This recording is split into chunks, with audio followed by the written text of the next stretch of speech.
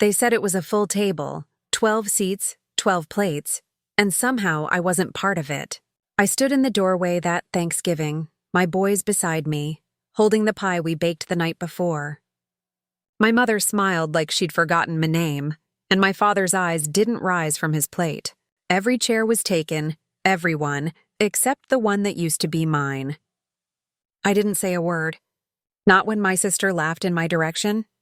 Not when my mother said, "We didn't think you'd come," as if I'd been the one who walked away. But I stayed long enough to see who sat in my place. It was him, my ex-husband, the same man who told me family wasn't his thing. The same man who left 3 months ago after I found the text. She doesn't have to know. Turns out she was my sister. They'd all known, my parents, my brothers, everyone at that table.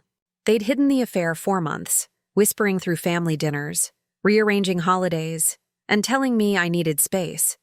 I guess this was their version of it. 12 seats and none for me. I didn't cry. That's the part that surprised even me. I drove home, tucked my kids in, and poured myself a drink. I sat in the quiet and thought about what they'd taken. Not love, not loyalty, but dignity. And I decided to take it back. It started with silence. That's how power returns quietly. I didn't block my ex when he called. I let him talk. He missed the boys. He wanted to help. I said yes. I let him visit. I let him see what he thought he'd escaped. The mortgage, the bills, the real life he never wanted. Meanwhile, I started moving pieces. The house was in my name. The business, the own he used to brag about building, was funded by my inheritance. He'd convinced my parents to invest too, said it was family trust. So I opened the books, and what I found was enough to turn Thanksgiving into an autopsy. My ex had transferred funds, not once, not twice, but 16 times to an independent account. My sister's name sat right beneath his signature, and my parents, they'd co-signed the loan. I waited until everything was papered, notarized, legal, until I had enough proof to make the truth undeniable. Then I invited them all to my house. Dinner, I said, a family reunion.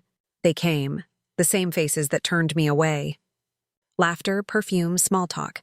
My mother brought their famous casserole as if this were just another holiday. And when they sat, all 12 of them, I stood. "This is my table," I said.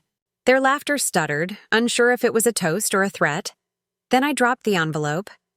Bank statements, transfer receipts, emails, names circled, amounts highlighted, dates aligned perfectly with their little family gatherings.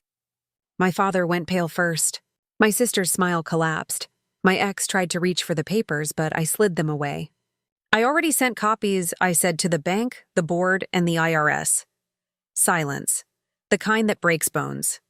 I turned to my sister. "You used my name for a loan. That's fraud. Then to him, you used my trust to fund it. That's theft. And finally to my parents, you called it love. I call it complicity."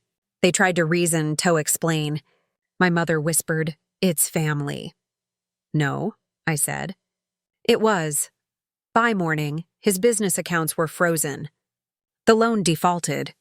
My sister's car was repossessed. My parents' savings gone with the penalties.